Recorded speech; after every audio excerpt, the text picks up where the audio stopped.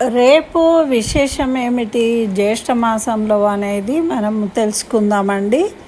మహిళా లోకానికి స్వాగతం. అందరికీ నమస్కారం అండి. రేపు జ్యేష్ఠ మాసము, విశ్వావసునామ సంవత్సరంలో జ్యేష్ఠ మాసము శుక్లపక్షము త్రయోదశి వస్తూ ఉన్నది.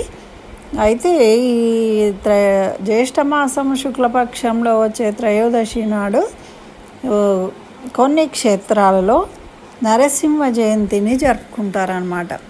మన తెలంగాణలో కూడా మన వరంగల్ జిల్లా భూపాలపల్లి జిల్లాలో ఉన్న కొడవటంచ లక్ష్మీ నరసింహస్వామి దేవాలయంలో నరసింహ జయంతిని జరుపుతారు. అయితే ఉత్తరాదిన నరసింహ జయంతిని జరుపుకుంటారు. మరి మనము వైశాఖ మాసంలో శుక్లపక్షము త్రయోదశి నాడు నరసింహ జయంతిని చేసుకున్నాం. అయినప్పటికీ ఇది చాలా విశేషమైన రోజు కాబట్టి ఈరోజు కూడా మనము చక్కగా నరసింహస్వామిని పూజించుకొని నరసింహస్వామి కరావలంబ స్తోత్రాన్ని పఠించాలి.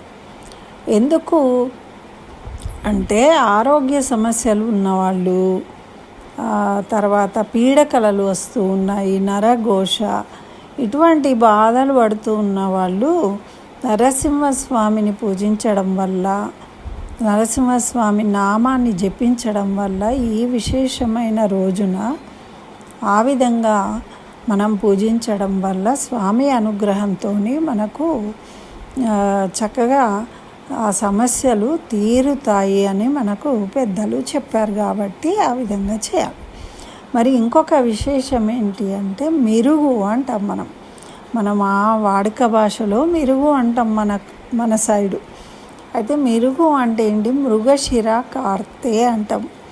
అంటే వాతావరణంలో మార్పు, అంటే ఒక్కొక్క నక్షత్రంలో వచ్చినప్పుడు సూర్యుడు ఒక్కొక్క కార్తె అంటూ ఉంటాం. అట్లా దీన్ని మృగశిర కార్తె అంటారు.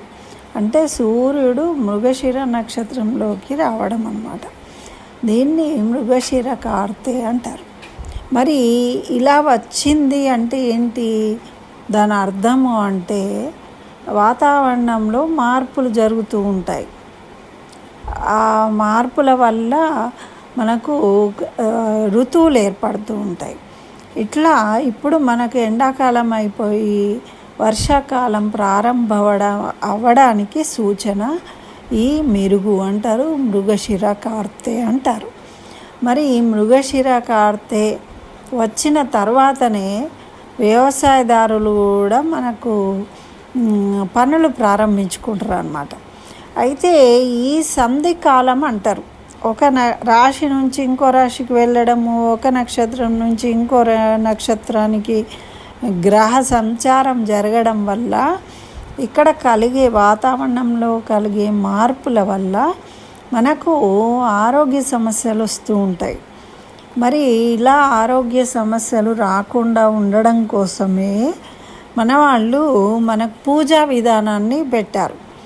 మరి ఈరోజు ఏం చేయాలి మిరుగు అంటే ఇంగు అని ఎల్జీ ఇంగు దొరుకుతుంది కదండి. ఇంతకుముందు గడ్డలు దొరికేది ఇంగు, తెచ్చి పొడి చేసుకునే వాళ్ళము. ఇప్పుడు ఆ ఇబ్బంది లేకుండా ఎల్జీ ఇంగు అని దొరుకుతుంది. పోపులల్లో వేస్తూ ఉంటాం కదా.